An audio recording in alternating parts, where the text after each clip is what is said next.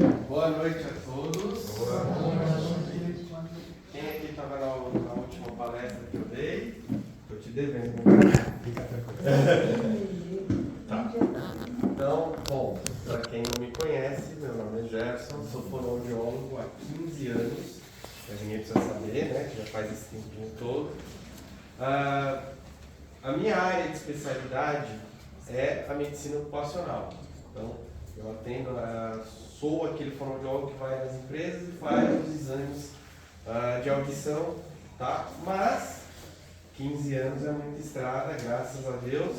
Então já passei por todas as áreas da fono. Cá entre nós, na minha opinião, humilde opinião, a melhor profissão de todas. Faço tudo com muito amor, com muito carinho. Então eu sempre venho aqui e é um prazer, é um privilégio para mim. Eu venho aqui desde que eu era pequenininho, né? Passar um pouco de conhecimento, poder dividir o conhecimento com vocês. Então nunca é uma palestra em que eu vou chegar aqui, vou falar o conteúdo e vou embora. Eu quero que vocês tirem dúvidas. Vamos encarar isso aqui como um bate-papo, uma consulta em todas as áreas da fonoaudiologia. Vocês sabem o que um fonoaudiólogo faz? Além da parte da audição, que vocês já devem ter matado. Para vocês, o que um fonoaudiólogo faz? Uma profissão nova, regulamentada há 40 anos, 45 anos. Ninguém? O que um fonoaudiólogo trabalha, além da audição? Nariz, a fala, garganta, linguagem, tanto no âmbito oral, a linguagem verbal, quanto a linguagem escrita, né? Então, nós também trabalhamos com aquelas crianças que têm dificuldade na escola. É um fonoaudiólogo que auxilia muito nesse processo, e eu vou explicar os pontos que a gente trabalha. Um gago, obviamente, né? A disfluência gaga. E hoje um tema que eu acabei trazendo um pouco para cá, que eu vou começar a falar mais para frente, mas hoje uma das maiores demandas que o fonoaudiólogo tem é a criança com TEA, que é transtorno do espectro autista. Tá? Então, hoje é uma das maiores demandas em consultório. A gente tem encarado muitos desafios, porque de uns tempos para cá também virou moda bater o olho qualquer criança autista, e eu estou aqui para tentar diferenciar um pouco, poder contribuir um pouquinho para mostrar para vocês que têm criança em casa e tal, porque hoje em dia qualquer estereotipia fala é autista ou é TDAH, e a gente tem que ir com muita calma. Não é um diagnóstico fácil de ser dado e não pode nunca ser dado por um único profissional, tem sempre que ser dividido. Cuidamos do equilíbrio. Então, labirintite, tem o otorrino, né? Tem o Dr. Rino e tem o fonoaudiólogo. Nós é que fazemos todo o trabalho de reabilitação, amamentação. Crianças com dificuldade naquele período de amamentação, na pega do peito, é o fonoaudiólogo que faz toda a orientação. Tá vendo como a área é a mais abrangente, a mais legal? A gente quer se meter em tudo, é muito bacana. Bem ampla. E a área responsável, é a área da saúde responsável pela comunicação. Talvez por isso eu seja tão tagarela assim, né? Comecei a falar e vou embora. Então trabalhamos com oratória, expressividade, dificuldade de falar em público.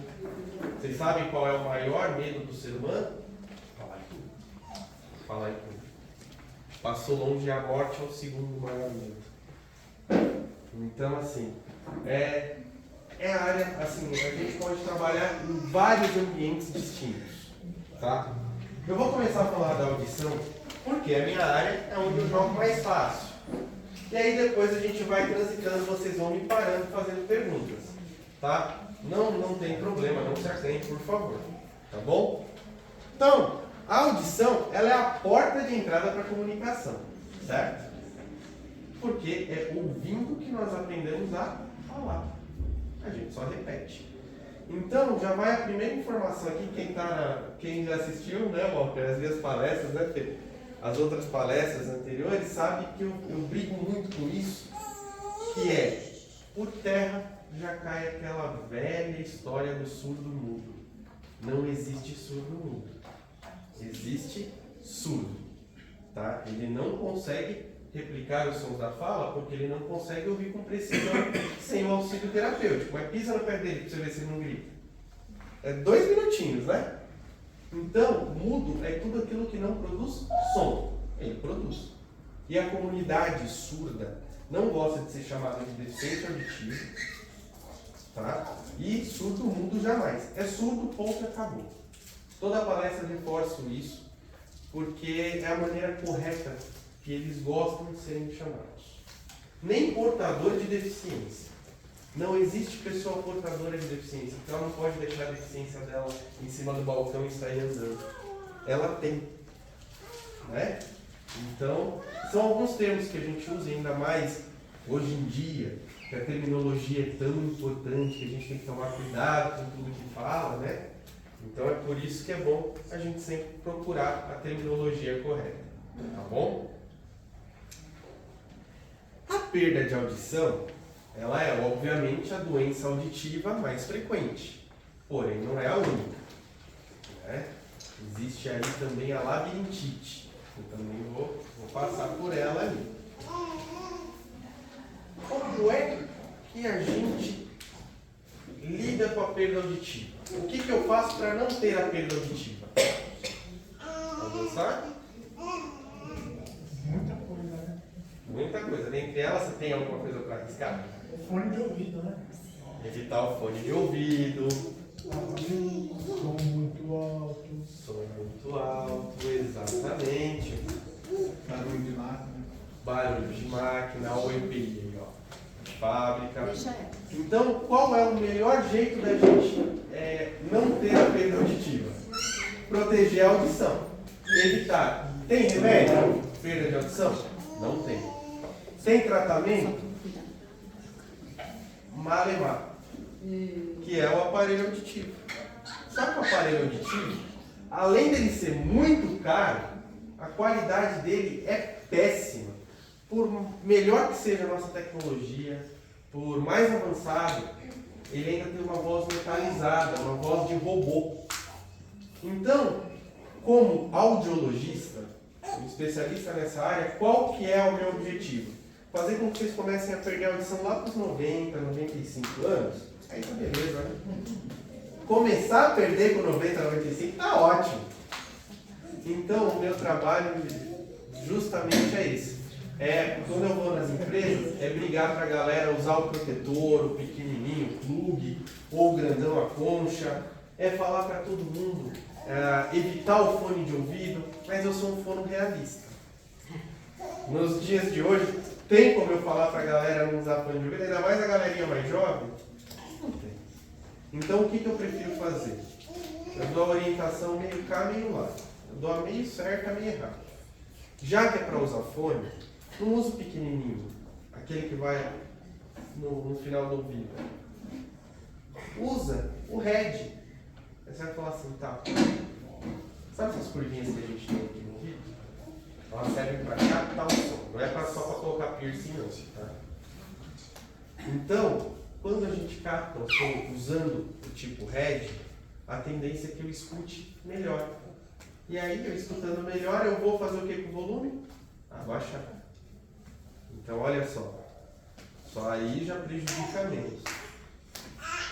Tá, gente. Mas o que define a perda auditiva? Tempo de exposição ao ruído e intensidade, volume do ruído. Você vai falar assim, tá. Mas já teve casos de pessoas que ficaram expostas 10, 15 minutos e saíram de lá com perda. A intensidade, o volume, muito alto. Eu trabalhei em pista de aeroporto. O pessoal que coloca as malas Bagageiro do avião. no bagageiro do avião. Obrigado. No bagageiro do avião.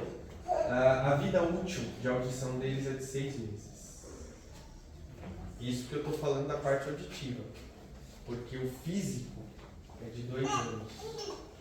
porque aqueles bagageiros são baixos, são pequenininhos. Então, às vezes, o cara tem 2 metros de altura e tem que entrar lá na rampa e colocar. Como é que fica as costas? Então, o tempo, a vida útil é 2 anos. E da audição 6 meses, porque a turbina, mesmo ela desligada, ela fica aquele barulhinho do terminei de usar, sabe? Fica a ventoinha funcionando, né? Então, assim, o tempo de exposição é o que vai definir. Isso tudo é a perda auditiva induzida por ruído. Que é a faísca, que é o ruído do trabalho, a da música.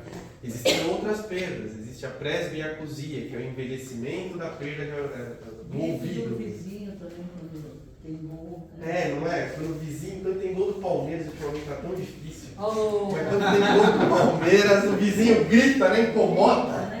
É horrível. São Paulo. Não, São Paulino até que eu tenho problema que sobe. O grito da mãe também. É o grito da mãe, da esposa, isso aí. Marido. Do marido. Hoje em dia, se o homem for inteligente, ele grita pouco. A mulher não tem amor à vida, né? A gente não. Ela sempre tem razão. É isso, é sim, senhora. Sim, senhora. Então, assim, mas existem outras patologias. Então, tem uma doença que é mais comum em mulheres, e principalmente pós-período gestacional, que é a otosclerose. Nós temos os 3 menores ossos do corpo, ficam no ouvido, martelo, estribo e bigode. São 3 ossinhos que ajudam a conduzir o som. Quando a mulher está no período gestacional ou no pós, ela produz muito cálcio por conta da gestação.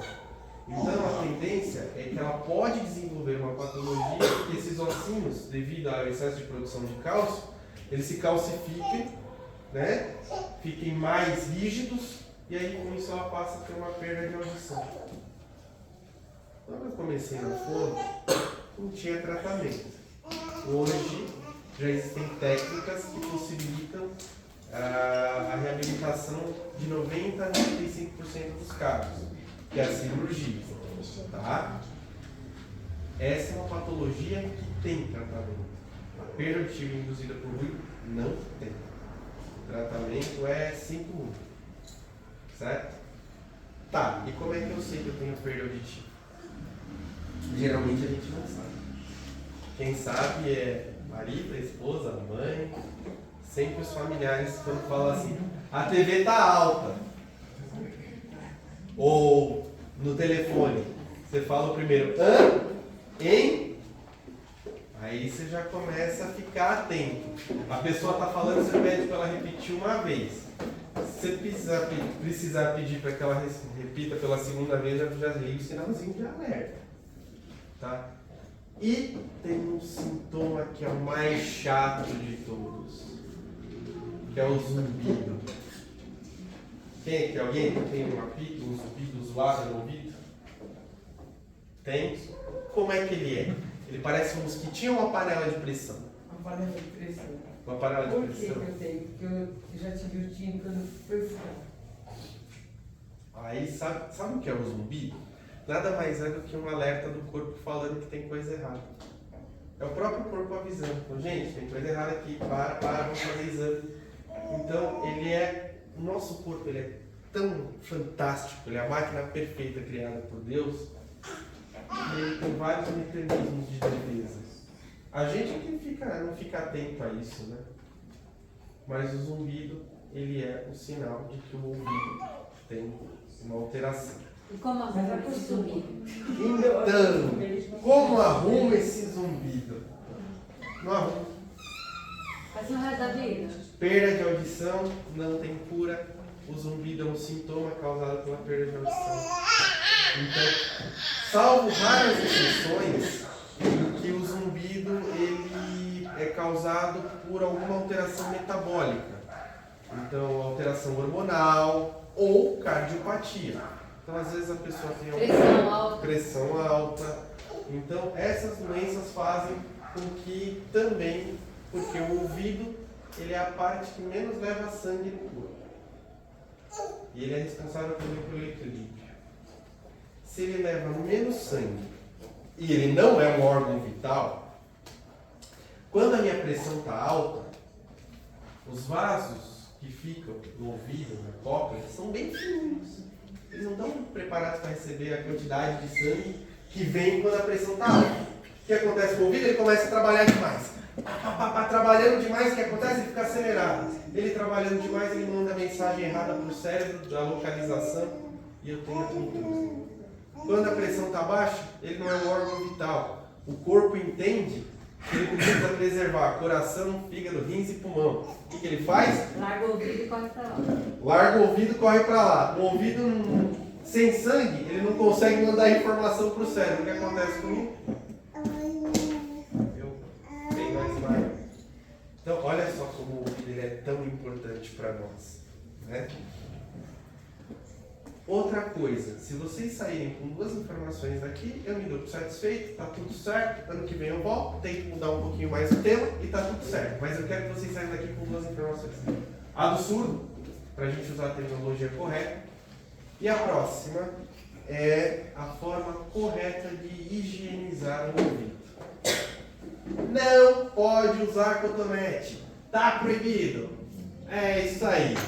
Nem que seu vizinho palmeirense de baixo fique gritando. Não pode usar o cotonete. O cotonete, ao invés de ele limpar, ele suja ainda mais. Porque ele empurra a cera. Cera não é sujeira, é proteção do corpo. Vamos imaginar que tem algum objeto, algum mosquitinho ali, zanzando aqui o ouvido. Geralmente, se ele resolver entrar, ele para na cera. Para tirar, 2 minutinhos. Vocês não sabem a dor que é um mosquito batendo a asa no tímpano. É deixar qualquer ser humano louco. E eu já achei algumas coisas bem esquisitas nos ouvidos dos pacientes. Feijão, sim, já achei feijão. Tarraxa de brinco. Nossa. Tarraxa de brinco. Disse a paciente que estava deitada, a filhinha estava brincando com um brinco e aí viu um buraco, ela quis saber o que aconteceria. E aí, ó, então se tivesse com a cerinha ali, dá para ver uma pinça e tirar. Alguém aqui já fez lavagem no ouvido? Precisou fazer lavagem? Sabe o que precisou? O uso do cotonete. Porque vai empurrando a cera, aí a cera que está sendo assim, ó, volta e forma uma parede, que a gente chama de rolha. Dá aquela sensação de ouvido tampado.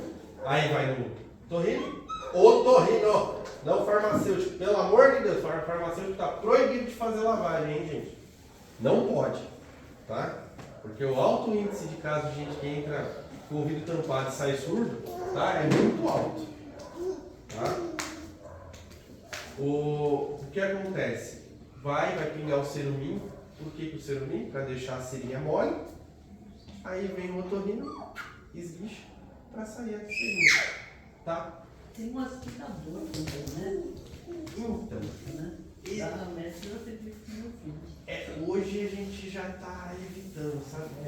Porque às vezes já aconteceu da membrana timpânica vir junto. Ai, muita coisa. Porque o tímpano ele é feito para fazer esse movimento. Quando eu subo, ou quando eu faço isso aqui, eu estou resfriado, eu estou fazendo isso aqui. É como se eu pegasse meu cotovelo e virasse ao contrário. O que acontece? Esse aqui é Outra coisa também que ele ensinou a gente era de falar um de cada vez. a sua onda. Exatamente. Por quê? Porque Vai aquele tudo. senão, quando eu faço assim, ó, eu não dou escape de ar, eu estou fazendo assim com os 2 tímpanos. Para eu ter uma perfuração, para eu ter um rompimento de membrana, é rapidinho. E aí uma pessoa com rompimento de membrana no tímpano, o que acontece? Ela perde a última camada de proteção. Aí, acabou a piscina. Porque para entrar na piscina, algodãozinho. Senão pode infeccionar. Acabou pegar vento, não pode, tem que andar com touquinha. Ah, o calor de 24 graus, não quero saber. Touca. A vida de quem tem o tímpano perfurado é complicado. Você tem que tomar inúmeros cuidados. Então, qual que é a função de qualquer, não é do fonoaudiólogo, mas de qualquer profissional da área da saúde? Prevenir. Sempre.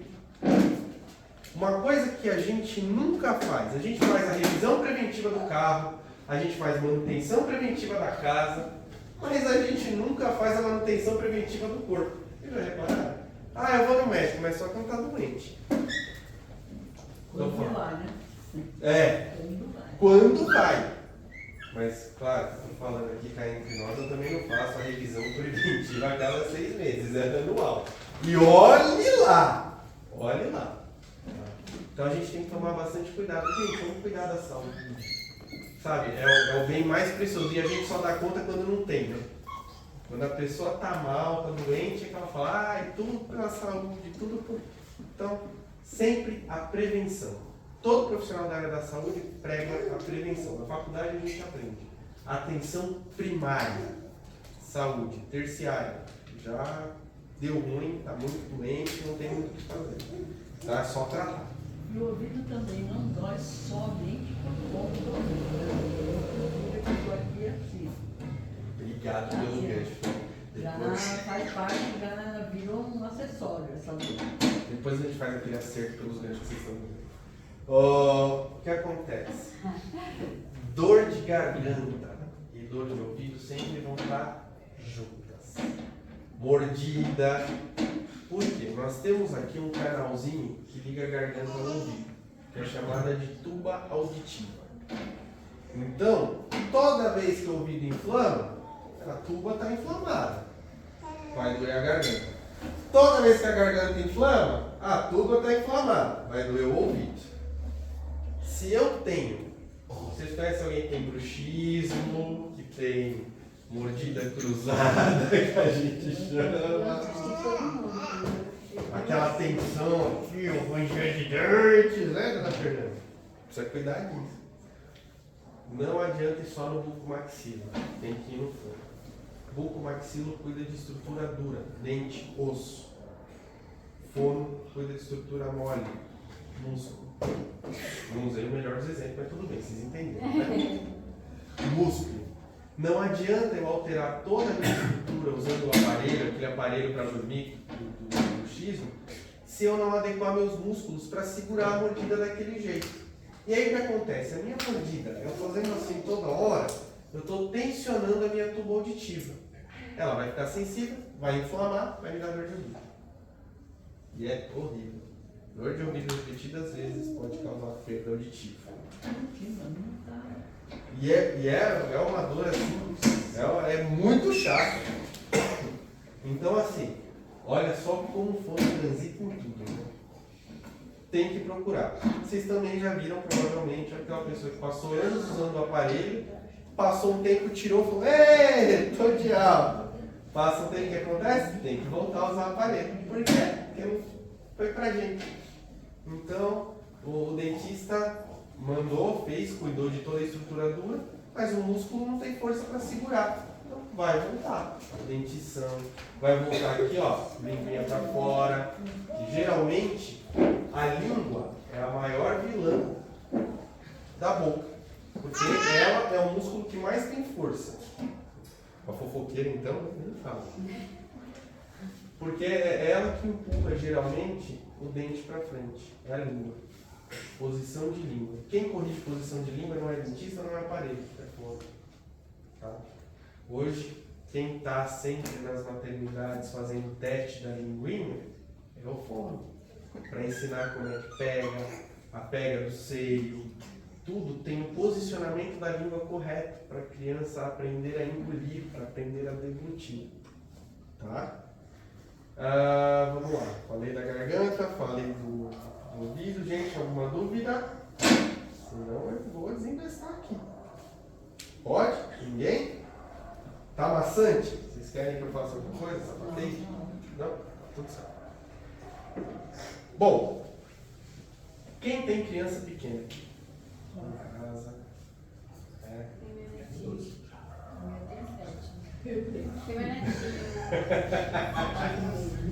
Vocês estão acompanhando todo o desenvolvimento da criança, tudo ok.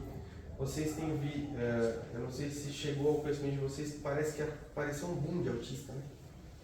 O que aconteceu de que... É moda? O que aconteceu de uns tempos pra cá que teve esse Tem boom? feito essa pergunta. Né? Eu acho que sempre existiu e só agora Então, Mas a gente temos três questões aí muito importantes. Primeiro, nós passamos por uma pandemia, né? Essa pandemia fez com que as pessoas ficassem reclusas. Criança de 1 ano, criança recém-nascida, às vezes foi ter uma interação social maior com 3, 4 anos. Os protocolos que a gente ainda usa, e agora eu faço a meia-culpa, são pré-pandêmicos. Então é óbvio que você vai ter crianças com uma maior fobia social, porque elas não estão habituadas a esse tipo de convivência desde o comecinho. Então ela vai ser mais reclusa, ela vai ficar mais na dela. E se eu uso protocolos pré-pandêmicos, a chance dessa mesma criança ter características que me levem a entender que ela tem esse nível, e o autismo tem níveis, tá? Se ela tem nível 1, 2 ou 3 de suporte de autismo, eu já vou explicar. Poxa, se eu estou usando protocolos, uma ferramenta mais antiga, eu não tenho que adaptar. Hoje, nós vivemos uma sociedade em que as informações são dinâmicas. Esse aparelhinho aqui, ó, 30 segundos, né? A gente tá tendo informações novas, de assuntos diferentes. O cérebro também, dessa nova geração, está trabalhando em outra rotação. O que acontece? Fobia social, ansiedade. Então, todos esses padrões e essa nova forma da gente se comunicar criam características nas pessoas que podem me levar ao que antigamente eu ia chamar de autismo. Fobia social, interesse restrito, falta de comunicação. Então existem alguns sinais nas crianças pequenas que a gente pode reparar para já ir o que já chegou, principalmente a minha esposa, que é fono infantil, que já chegou para ela de caso, falando, é autista. Dá 2 minutos a criança está olhando para você, começando a interagir com você, na hora você já fala assim, então, não, desculpa te dizer. Mas está um boom. E aí o que acontece? O maior medo nosso, por que eu estou trazendo tudo isso? Porque esse boom de diagnósticos que está vindo faz com que a criança receba um carinho.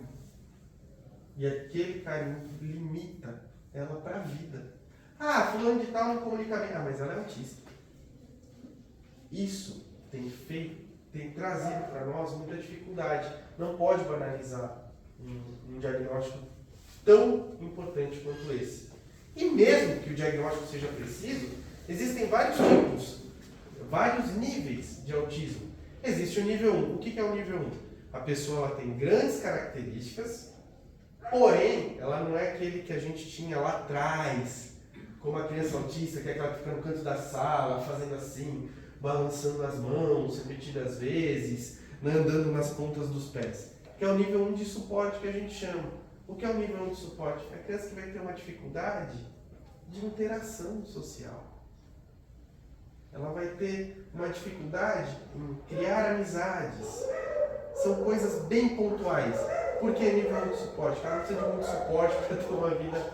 Existe a nível 2, que é aquela pessoa que mudou a rotina para ela, acabou o mundo. Ela é muito certa com a rotina, ela tem comportamentos ecológicos, ou seja, ela fica repetindo diversas vezes, e eu não estou falando da mãe contando a história ou dando bronca. Ela fica repetindo diversas vezes a mesma história ou a mesma frase compulsoriamente. E existe o nível 3, que é aquele clássico que todo mundo conhece, da criança que fica mexendo, que é o nível 3 de suporte, a criança que merece ser mais assistida. Tá? Dependendo de caso, se a gente for pegar aqui, todo mundo tem alguma característica que poderia trazer para o espectro autista. A gente já parou para pensar nisso? Por isso que eu fico tão preocupado em banalizar esse diagnóstico. E eu sou de uma época que foi banalizado também o diagnóstico de dislexia. Ah, a criança tem dificuldade de leitura? Dislexia. Porque na novela da Globo estava tratando da dislexia. O quanto de paciente a gente não trabalhou em números Meu primeiro paciente, que hoje vai se formar como fono, coitado. Ele chegou para mim com um diagnóstico de dislexia, quando na verdade ele tinha um transtorno de aprendizado, que foi trabalhado, foi tratado. Tá? Mas a minha maior, e eu não esqueço da cena, quando ele chegou para mim no consultório, na época na faculdade ainda, e é por isso que eu falo do carinho, é tão importante a gente tomar cuidado com o carinho que a gente coloca na criança. Tinha uma prova de avaliação que eu pedi para ele ler um texto. A mãe, ao lado da criança, fez assim. Estou falando isso quase 20 anos atrás. Tá, gente? O que faz com a autoestima dessa criança? Nossa. Você destrói. Por quê? Porque você colocou um carinho no olho. Meu filho não sabe ler, meu filho tem dificuldade de ler. Em consultório, todas as crianças que vão no fono sabem 99,9% qual é o maior problema? A família, os pais. Você chega lá, meu filho não fala. Filho único? É. Tá. Neto único? É. Ele precisa pedir alguma coisa ou ele só aponta? Ah, não, ele só aponta, todo mundo dá. Ué, eu vou falar, não precisa. Então o que a gente fala? Não, deixa eu falar. Ah, mas vai chorar. Deixa eu chorar. É assim, tá aprendendo a comunicar. Chorar faz bem pro pulmão. Expande, é bom. Né? Deixa, isso mesmo, fora. Que outra coisa também que a gente está lidando muito. A geração mais jovem, até os seus 18 anos hoje em dia, tem muito problema com contrariedade. Qualquer obstáculo que eles encontram, o limiar é lá embaixo, já desiste. Por quê? Porque a geração que veio agora, de pais, foi uma geração que estragou tudo. Foi a gente que errou no caminho, gente, que é a minha geração. Eu já falo, foi a gente que errou. Porque aquela coisa do pai amigo, vamos lá. Não estou falando. Relação de pai e mãe, não é relação de amigo. Nunca digo não, porque o pai e a mãe trabalham muito, aí tem aquela dificuldade de falar não. Porque fica com dó, porque a criança fica sozinha. O não de um pai e de uma mãe é doce, perto do não da vida. Todo mundo aqui sabe disso. Então, pra gente é a coisa mais difícil de falar. Mas aí a gente pega pessoas com fobia social, que vieram de pandemia, com intolerância à frustração, total intolerância à frustração, são características que há 10 anos atrás era do autista. O autista, ele tem dificuldade de ser confrontado porque sai da rotina dele. Aí vira passeio de diagnóstico. Eu fui descobrir que eu sou autista com 25 anos. Não, peraí. Vamos analisar bem algumas coisas aí. Desenvolveu bem a vida inteira. Aí, aos 44 do segundo tempo, descobriu que não é bem assim. Então, hoje eu vim mais com esse propósito, de bater na tecla para a gente se atentar. Estou falando que todo diagnóstico tem que ser invalidado? Longe disso. Mas todo diagnóstico tem que ser multidisciplinar. Levei no neuro, ele falou que é autista. Já caiu. Neuro, fono, psicopedagogo é uma equipe. Tá? Nunca um só fecha diagnóstico. Fui no fono, o fono falou que meu filho é autista. Vocês pegam, vocês podem me chamar aqui ao fono que a gente crucifica, não tem problema. Tá na boa. Nunca. Não coloquem este carinho nas crianças. Tá? Por favor. É a minha maior preocupação, porque a gente vê como chega as crianças no consultório, que o desempenho delas é totalmente limitado. Eu cansei de ver crianças que, quando estão com os pais no consultório, as crianças não rendem em terapia. É horrível, porque usa aquilo de muleta. Quando estão longe, a mãe fala assim: nossa, parece para criança, porque vê pelo espelho, né? Viu? Parece para criança. Por quê? Porque ali ela não tem a limitação. Ali não tem, eu não posso, não consigo, não dá. o confronto faz a gente forte psicologicamente. Sempre. É o desafio positivo que a gente fala. Então, quando eu falo, deixa a criança apontar, a criança tem 2 aninhos, não fala. Você fica com uma dó e ela quer. Deixa! É um desafio positivo. Ela vai aprender e não corrija. Existem formas de se corrigir. Quando uma criança fala errado, até os 3, 4 anos, não achem bonito a fala infantilizada, porque a criança pode levar aquilo para o futuro. Falar normal. Eu sei que é muito difícil a gente falar com uma criança de 1 ano, 1 ano e meio, 2, normal, mas ajuda no desenvolvimento. As crianças que têm uma postura de linguagem dos adultos, um estímulo de linguagem, sem muita firula, elas são ótimos oradores, advogados, professores. Por quê? Porque ela está acostumada a sempre a falar no mesmo tom e nunca avançar. Tá? Então, esse é outro desafio nosso. Sempre ficar incentivando, estimulando e fala infantilizada. Tá, meu filho fala água para água. Como é que eu corrijo? Nunca fale. Não é água, é água ou. Como é que é? Sejam sempre sutis. Por quê? Ah, você quer a água? Ah, toma aqui o copo d'água, filho. Próxima vez, água. Ah, a água? Toma aqui. Tá gostosa a água? Repitam assim. Mas nunca fala, tá errado. Sabe por quê? Sabe por quê? 99,9% dos casos de gagueira se deu por essa correção. A criança fica insegura de falar errado, essa insegurança cresce, vai tomando uma proporção que ela fica com medo. Lembra que eu falei do medo de falar em público? Ela fica com medo de falar. E aí o que acontece? Dá gatilhos, hesitações, gagueira. E aí, para a gente fazer toda essa desconstrução, é cônico simples.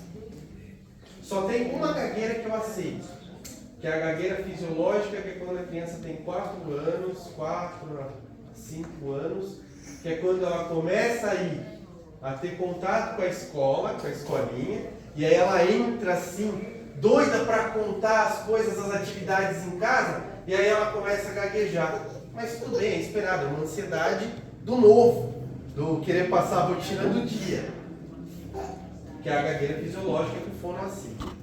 Peraí, tem um caso também de uma criança que tem aproximadamente 10 ou 11 anos, que é normal, passa por um problema emocional e a partir daí ela fica gaga. Quando ela como que faz para essa criança? Então, geralmente existem os traumas psicológicos, que aí é o psicólogo com o fono, que juntos eles têm que trabalhar. O fono para desarmar os gatilhos. O que são gatilhos de gagueira? Você quer ver um gago começar a desinvestar, gaguejar e perguntar o nome dele? Trava. É um gatilho. Então, o que o fono tem que fazer? Começar a trabalhar para que ele não se sinta ansioso. Qualquer pessoa que se trata de uma pessoa que tenha a gagueira, que tenha disfluência gaga, é justamente desarmar esses gatilhos. Então a gente trabalha muito, qual é o seu nome? Repete seu nome. Em terapia a gente bola 1001 estratégias. E o psicólogo. Por quê?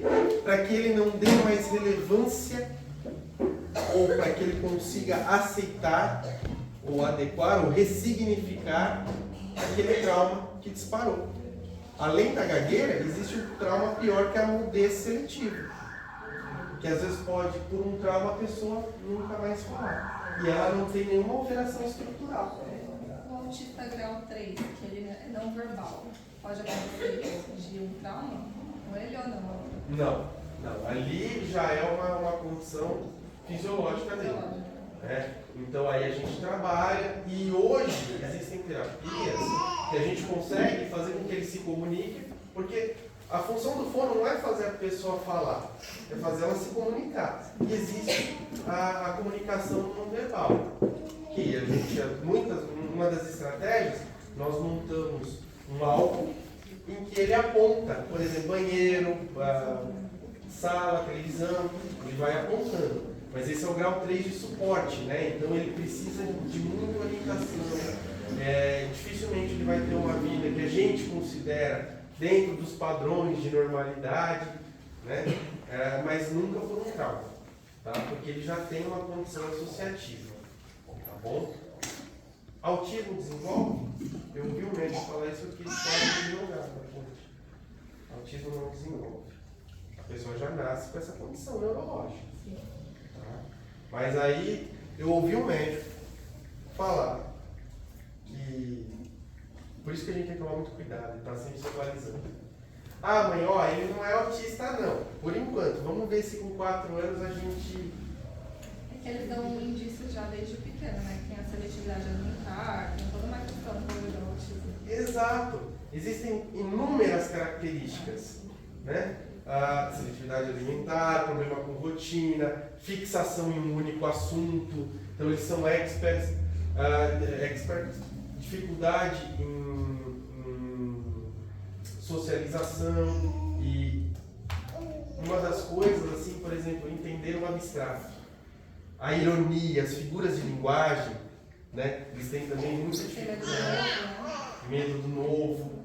Só que a gente tem que tomar cuidado porque a pessoa com fobia social também tem medo do novo, também tem uma dificuldade de interação. São coisas bem tênues que a gente precisa ver. Seletividade alimentar, uma pessoa com fobia social não tem. Não tem, né?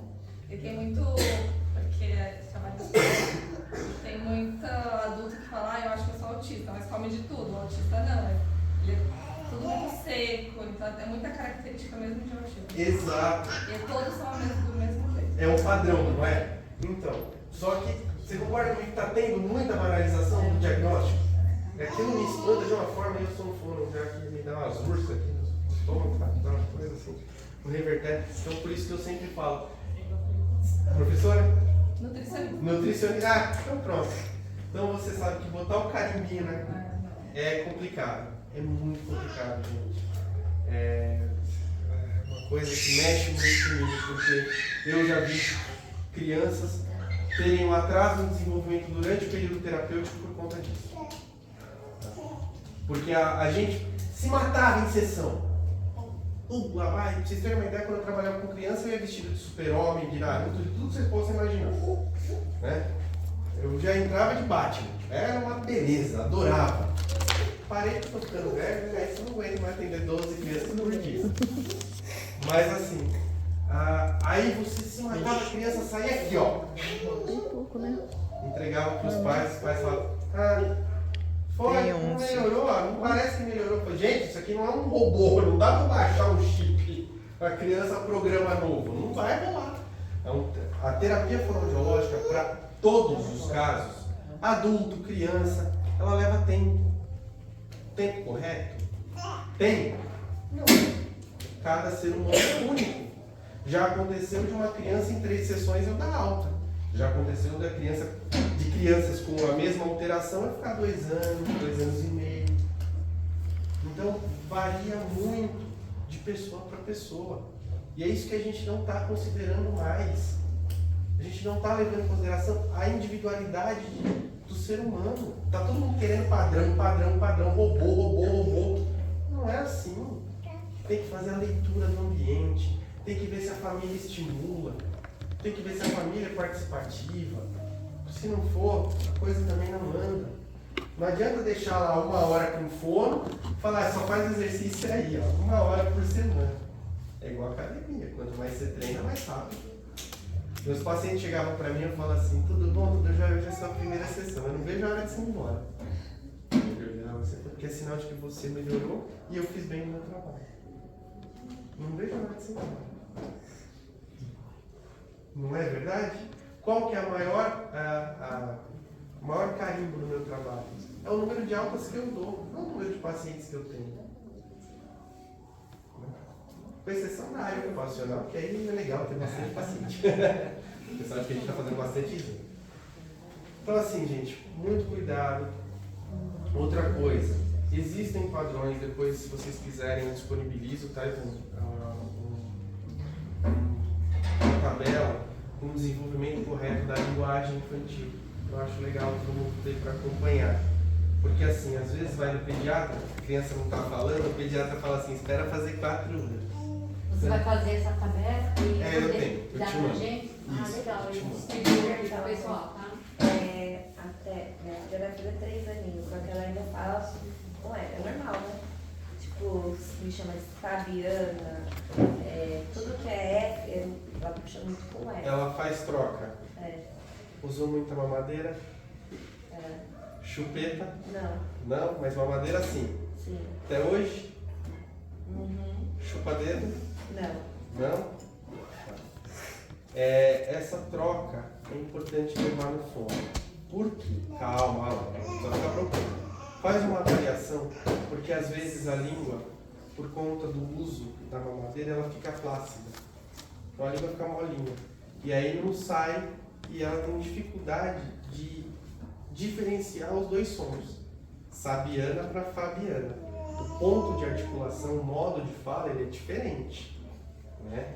Então é bom levar para tirar dúvida. Se a linguinha estiver mole ali, estiver flácida, com 3 anos a gente consegue corrigir. Porque senão daqui a um tempo, daqui 3, 4 anos, ela pode levar isso para a escrita e fazer essa troca na escrita, tá? E aí sempre é mais difícil a gente conseguir a reabilitação. Quanto mais passa o tempo, pior é para a gente, né? Mais tempo a gente leva para conseguir a reabilitação. Tanto para criança quanto para paciente idoso que teve AVC. Paciente idoso, por exemplo, que teve AVC, o ideal é já estar em condições de terapia. Quanto mais rápido a gente age, melhor o prognóstico, sempre. Então leva, não é nada demais. Às vezes a fono vai avaliar e vai falar assim, não é nada, mãe, não se preocupe, mas levou, tá? Por que eu falo isso? Porque essa linguinha aí tá com cara de ser teimosa, de querer escapar, sabe? CCI, a língua presa, vou usar isso de exemplo. O Lula, ele não tem língua presa, ele tem língua solta. Olha as piadas, viu gente? Cuidado, vou dar uma segurada ali. O que é a língua solta? A língua está flácida, está mole, pouco músculo. E ela tem que ser um dos músculos mais fortes, lembra que eu falei do corpo? Então o que acontece? Ela não fica na posição correta e ela escapa. Aí ela sai assim, tá? Então tem que fazer um trabalho de fono. O Lula fez fono, eu conheço a fono do Lula e foi uma escolha dele não perder esta característica, porque aquilo é um carimbo da voz dele, ele não pode perder isso. Então é uma coisa de marketing, uma outra, aí já entra em outra coisa, mas é um carimbo da voz dele. Mas ele fez terapia para poder controlar isso, para poder dar uma diminuída, tá? Então, a língua é flácida. Como é que a língua fica flácida? Geralmente por conta do uso de madeira, chupeta, dedo. Aí a tendência também é a criança ser respiradora oral. Se ela tem qualquer alteração respiratória, ela vai respirar pela boca, vai ficar assim. A língua não fica na posição correta, que é assim. Aqui. Não, a língua dela não para, ela fala o dia inteiro. Mas olha, isso é bom. Não, Isso é ótimo. Isso é ótimo. Né? Claro. Ela dorme falando. Isso é bom, gente. Ambas meninas? Você justificar agora. Cientificamente falando, a mulher desenvolve a linguagem mais rápido que o homem. E o homem, a coordenação motora é lei, não é lei, tá? Mas 99%. Mas a tendência é que o desenvolvimento da linguagem na mulher seja muito melhor, porque afinal de contas vocês precisam dar ordem e a gente precisa executar. Então é natural que a nossa coordenação motora. Por que mulher tem que falar? Eu vi uma vez falaram que mulher tem que falar mais de 15 mil palavras por dia, qualquer coisa assim. Nossa, colocar mais que o homem.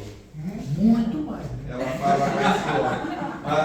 Quando eu chego em casa, minha esposa pergunta, como foi seu dia? Eu, bem. Aí eu pergunto pra ela, como foi seu dia? Acordei. Vai passando a rotina. Mas a mulher se comunica melhor verbalmente, né, do que o homem. O que você tem? Esse é o homem, mas ele pode estar bem, pode estar mal.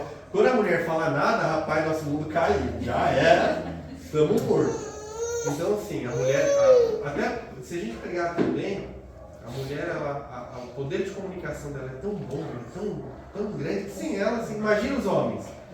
Esse mundo só de homens se comunicando. Tudo certo? Tudo. E ninguém resolve nada.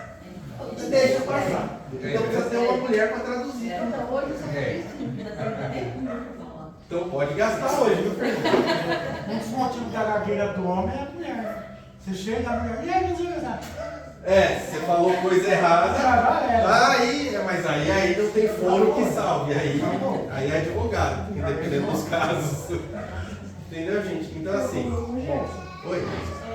Troca de letra, depois de adulto, é difícil para corrigir? Eu troco, se eu vou falar uma consoante acompanhada de um L, ela sai com som de L. O encontro consonantal, né? Tipo classe. Isso, planta, Cláudio. Mas se policiando você fala. Se eu pensar em não, céu sai, mas... Não é difícil de corrigir. É só um trabalho de ponto articulatório. E a terapia é ótima. Vou te contar o que eu fazia quando o paciente tinha essa. A nutricionista vai brigar comigo, porque não é nem toda criança que pode ter esse acesso, mas eu vou falar. Eu sou fã. A gente pegava Nutella, colocava aqui, ó. Nutella, vou fazer a criança varrer. Classe. Ó. Só que aí, o que eu trago? Eu trago a memória gustativa. Então ela vai lembrar sempre do fonema, ela vai associar o gosto. um potinho de Nutella, hein? Ó! Então é uma das estratégias que eu usava em terapia justamente para fazer isso. Tá? Então dá para fazer, claro que dá. O problema é quando a pessoa ela não percebe a diferença. Quando ela Eu não... não gosto de diferença de som, eu sei que eu falo errado porque as pessoas me falam. Então, aí é um outro trabalho que a gente tem que trabalhar também o processamento auditivo central. É entender as habilidades do ouvido, não é se você ouvir bem. É o que está acontecendo ali no meio do caminho, para saber o porquê que essa diferenciação não chega aos teus ouvidos. Na escrita, troca também? Não, na escrita não. Não? Então, melhor ainda. Porque geralmente quem faz isso leva para a escrita. Tá? Mas não é trabalhoso não, gente. Não. Tem Nutella. Fala a verdade, quando vocês vão fazer uma terapia, tem a Nutella. Só se a Nutri brigar comigo aqui aí. Né? Creme de avelã. A gente usa uma coisa. Então assim, as terapias fonoaudiológicas, geralmente, eu sempre brinco que eu falo que tem que ser divertido. Por quê? Eu já fui paciente. Eu virei fono porque eu fui paciente. E eu lembro o martírio que era eu ir pra fono. E a culpa não era da fono. Era de um moleque de 11 anos, tinha que fazer exercício de voz e eu entrava assim. Então assim, eu procuro sempre fazer a terapia assim, empolgante, assim, envolvente, para a criança entrar, para o adulto entrar. Eu adoro atender adulto. Porque adulto, já, assim, eu falo, ele já entende. Se não entende, eu posso dar um cascudo e tá tudo certo. É a vida. Bom, gente, pediram para eu encerrar. Não, pode continuar. Posso continuar? Tem certeza? É que deu a hora, né? Deu a hora? Então tá bom. Então Pode continuar. vamos caminhando então aqui. Alguém tem mais alguma dúvida? Esclareci? Sim. Dá para trabalhar, viu? Se quiser, Vou comprar no terra. se quiser, que dificuldade. Só pode fazer todo dia. Olha lá, viu? Ó, pronto. Olha lá, a adulto que te olhando já. Ó. Fala a verdade, né? Que lugar que vocês têm uma equipe multidisciplinar aqui conversando? Apanha. Ela é. Não, pior que eu sou pré-diabética, eu não posso. Então você já sabe que a próxima conversa é essa. orgulho da Dutra. Mas você precisa passar pra gente. Pronto, aí, ó, viu? Então assim, gente, alguma dúvida, alguma questão que passou batido? Eu tentei não ser repetitivo, tá? Tentei não fazer isso aqui virar um pesqueiro com gente assim, eu sei que final do dia é meio complicado, né? Vocês querem tirar mais alguma dúvida que eu puder ajudar? A Ivani, eu tenho meu contato, as pessoas têm o meu contato, se quiserem entrar em contato, tirar alguma dúvida, quiserem conversar, estou aqui para isso. E de 2 pessoas ali eu vou cuidar pessoalmente, porque eu vejo quase todo dia, né, Pedro? A gente precisa cuidar dessa noite, né? Isso é. Você não esqueci, juro! E na última palestra ele me pediu contato de fora, eu acabei que eu não esqueci. Então é isso, gente. Eu queria agradecer mais uma vez. De graça. É? Não, imagina. A gente precisa cuidar disso. Eu agradeço muito mais uma oportunidade. Para mim é muito bom estar aqui. Ela está pedindo para você falar um pouco de labirintite para ela. Porque eu tenho e eu sou. Labirintite é uma das piores coisas que pode acontecer com o ser humano, né? Bom, vamos lá. O labirinto, a labirintite ou a labirintopatia, existem várias causas. Tá? E aí precisa fazer um exame otoneurológico, que é o fono que faz, que é o exame que a gente coloca ar ou água no ouvido, para saber se o labirinto está funcionando muito. Para quem não sabe, o labirinto ele parece tem a cóclea, que é um caramujinho, que é um órgão que fica dentro do ouvido, e existem vários canais, vários fiozinhos em volta desse caramujo, e esse conjunto chama-se labirinto. Tá? E ele é o responsável pelo equilíbrio que fica no ouvido. Tá? Então o que acontece? Existem os mais comuns, são 3 tipos de labirintite. Uma, porque o labirinto está trabalhando demais. Outra, porque o labirinto está trabalhando de menos. E outra, porque esse labirinto ele é recheado de umas pedrinhas, chamadas otocônios. Olha que bonito, estou gastando, né? E às vezes o que acontece? Eu posso acordar, ter um rompante, levantar da cama com uma otocônia, uma pedrinha, sair do lugar e eu, desenvolvi labirintite. Legal?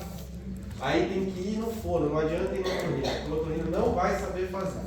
O otorrino vai passar vertiques, betina, vai passar um monte de remédio, mas ele não vai colocar a pedra no lugar. Tem que ir no fonoaudiólogo e fazer a manobra, e aí no laudo, no teu exame, vai aparecer lá. BPPV, Síndrome Vestibular Paroxística Posicional Benigna. Meu Deus, que nome, né? Isso é só para falar que a pedrinha está no lugar, porque a gente gosta de gastar, a gente gosta de comer, né? Vale alguma coisa muito boa, né? Só isso. Então, se o laudo tiver BPPV, tem que levar para o fono vai analisar, vai saber qual é a posição. Na hora, ele faz a manobra, volta, acabou, nunca mais. Se o ouvido estiver trabalhando demais, o labirinto estiver trabalhando demais, dieta. Evitar açúcar, cafeína, leite, errado? Chocolate. Porque eles são alimentos autoestimulantes. O que é isso? Está trabalhando demais o ouvido. E eu ainda ingiro alimentos que fazem com que o ouvido já trabalhe muito mesmo, com uma cafeína que me acelera. Cafeína, meu Deus, esqueci o nome. Os laticínios, o açúcar. Eu tinha uma paciente que falava assim, eu vou ver se hoje o quindim vale a tontura. Né? Porque ela comia o quindim e ela tinha crise de labirintite.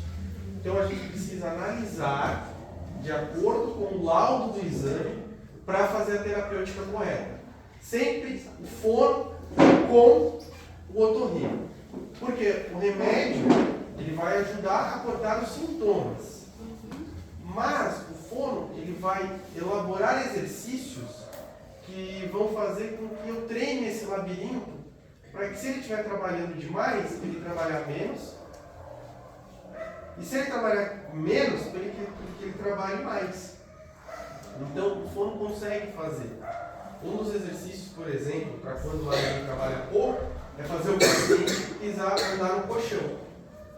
Para quem tem tontura, para quem tem a labirintite, né, parece que está andando no colchão todo tempo, né? Mas se eu te acostumar a essa condição, você não vai nunca mais ficar na cama deitada ali, porque é incapacitante. A labirintopatia, a labirintite, ela é uma doença incapacitante. Quem tem uma crise, vocês podem falar com qualquer pessoa, quem tem crise de labirintite fala, é a pior coisa do mundo. A minha já faz um tempo. Que deu ou que tem? Não, que eu tô tonta, que às vezes que equilíbrio. Tem dia que eu tô bem, tem dia que eu levanto e posso pra rua. Posso Mas tem fazer? dia que tem que eu posto pra me segurar. Tá, então vamos fazer um teste aqui só na frente. Ó, senhora, tá?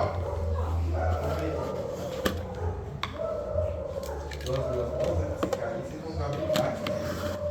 Tem aqui.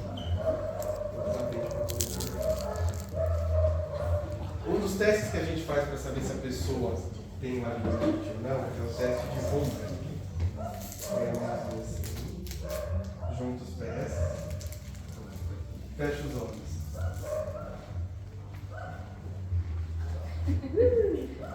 Ficou já faz. Eu tô com É.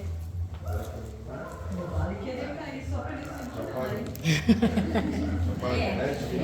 O médico pediu pra Pra olhar olhar para pro um lugar. sempre para um ponto fixo. Qualquer crise de tontura olha para um ponto fixo. Um dos testes que a gente faz é isso, para saber se a pessoa está com labirintite. Eu já sei mais ou menos em qual labirinto está, porque, ó, para trás. Esse aqui parece que está trabalhando um pouquinho menos do que deve.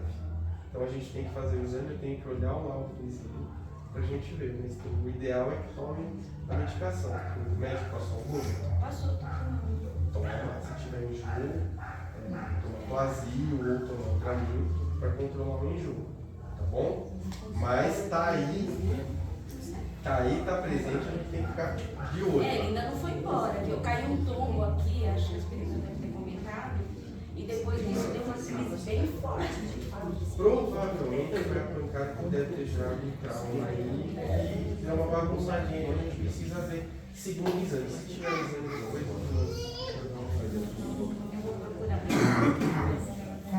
Obrigada, viu? então assim, vocês podem ver que esse é um teste simples. Se a gente fizer assim, ó. Eu vou fazer o teste. Pode. O patroa não tá aqui, se o Walter não brigar comigo, tá tudo certo. Então vamos. Obrigada, viu? Imagina, esse é um dos testes que a gente faz para saber o equilíbrio estático da pessoa. Tem inúmeros outros testes, aqui foi só uma demonstração para vocês verem e para a gente detectar qual tipo mais ou menos. Então, claro, 15 anos nas costas. Não dá para cravar que o labirinto está trabalhando menos, mas eu tenho toda os indícios que sim. Então teria que fazer uma reabilitação de fono junto com o otorrino. E as crises, por mais prolongadas que sejam, gente, é horrível. Então eu padeço muito. Tá? Com qualquer sensação de tontura. Dica, tá passando mal, mira num ponto fixo. Que aí a tendência é o olho equilibrar, porque senão o olho fica tremendo, fica instagno. E aí se eu miro num ponto fixo, a tendência é que o corpo comece a mandar informações de que eu estou parado e a tontura diminui, tá? Isso é um ponto também, é uma pequena dica, não vai resolver o problema, mas é uma pequena dica. Qualquer alteração de tontura, de vertigem, procurem o Dr. Rino, tá bom? Imagina, que isso.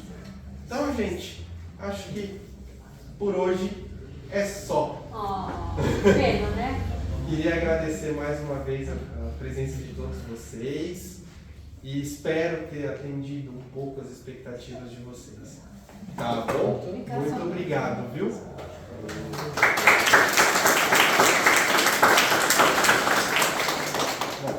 Figurinha já conhecida, né? Vamos fazer a nossa prece? Agradecer a presença do nosso irmão, Obrigado. Gerson, que vimos pequenininho, pequenininha, hoje é um profissional, uma pessoa, além de profissional, uma pessoa muito carinhosa e muito responsável. Então, fica muito feliz, né? Foi o Com a sua ambiente presença. O ambiente só tem que agradecer. Então vamos agradecer, fechar nossos olhos e agradecer a oportunidade de estarmos aqui, que a gente possa ter colhido novas informações, que a gente possa usar essas informações, essas orientações que o nosso irmão Gerson trouxe né, para o nosso bem-estar, uma qualidade de vida melhor.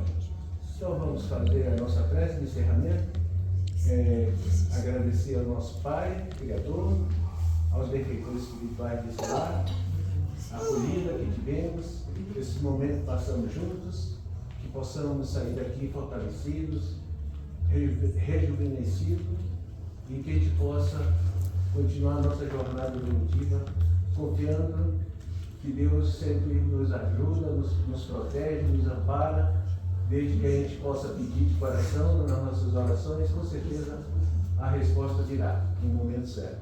Então vamos encerrar a nossa tarefa da noite e que a gente possa mais uma vez nos unir em prece, em vibração, que a gente possa ter colhido o melhor que foi doado essa noite. Que o nosso Divino Mestre nos abençoe, nos proteja, que os amigos espirituais, nosso provedor, continuem nos assistindo junto de nós na nossa jornada, que essa noite foi uma noite muito especial para cada um de nós. Então vamos voltar para os nossos lares com fé, amor e confiança. Muito obrigado pela presença.